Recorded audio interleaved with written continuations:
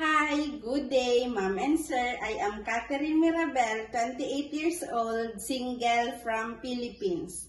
I have 5 brothers and 1 sister. I am fourth in the family.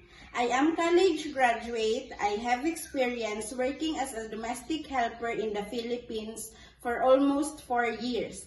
My daily routine inside the house are general cleaning like washing, ironing of clothes, marketing, cooking, and taking care of the children.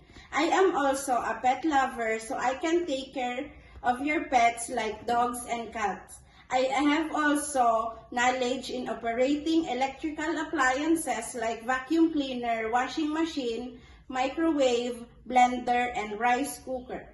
I am honest, kind, trustworthy, hardworking, patient, responsible, and God-fearing. I assure you, Ma'am and Sir, to treat your children as my own child.